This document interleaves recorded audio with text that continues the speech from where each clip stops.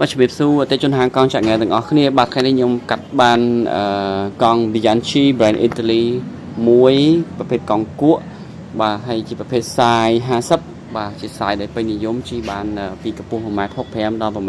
1.75 បាទហើយទឹកថ្នាំនៅស្អាតតែម្ដងបាទជាមួយនឹងដៃទះក៏នៅស្អាតដែរជាអក្សរមុខ2ក្រោយ10លេខតែម្ដងគឺពេញຂະຫນាតតែម្ដងសម្រាប់កង់មួយនេះ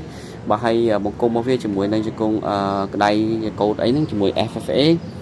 បាទហើយសម្រាប់ logo នៅស្អាតបាទតាគៀបក៏នៅស្អាតចំពោះមុខគឺកបោនតែម្ដងហើយសម្រាប់កម្មវាមានláiពណ៌សពីរដែរហើយសម្រាប់ក្នុងគឺក្នុង Bianchi តែម្ដងបាទសម្រាប់សបកគឺ Victoria Zafiro បាទជាប្រភេទbrand របស់អ៊ីតាលីផ្ទាល់តែម្ដងនៅស្អាតតែម្ដងតម្លាក់ពីកុងកណ្ដើមកគឺនៅទឹកថ្នាំនៅសបកនៅល្អប៉ុន្តែកណ្ដាប់រុំយើងបានដូរកណ្ដាប់ដៃរុំបាទនេះគឺជាទឹកថ្នាំរបស់កង់ហ្នឹងបាទទូទៅកង់ Bianchi ច្រើនតែមានភាពខ្សោយមួយគឺ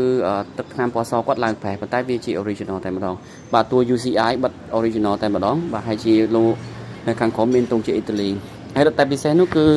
កង់នេះបំពាក់មកជាមួយនឹងបង្គោលកែបកាបោនបាទជាមួយនឹងកែប Physics បាទ line ពណ៌ដែលជាពណ៌របស់ Bianchi តែម្ដងបាទហើយនេះទឹកថ្នាំនៅខាងក្រោមគឺនៅស្អាតបាទ Bianchi នេះ Italy design តែម្ដង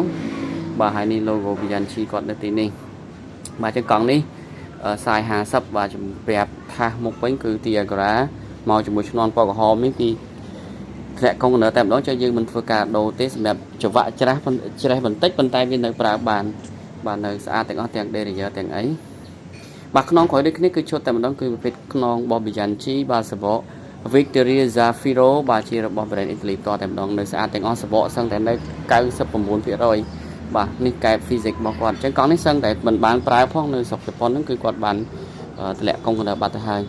បាទអញ្ចឹងនេះជាកង់ Bianchi size 50ទៅជួសជប៉ុនពីហាងកង់ចាក់ងែទាំងអស់គ្នាបើសិនជាមានចំណាប់អារម្មណ៍សូមតាក់ទងមកផ្ទាល់តាម Telegram ដែលបានដាក់នៅក្នុង caption ខាងលើអរគុណជំរាបលា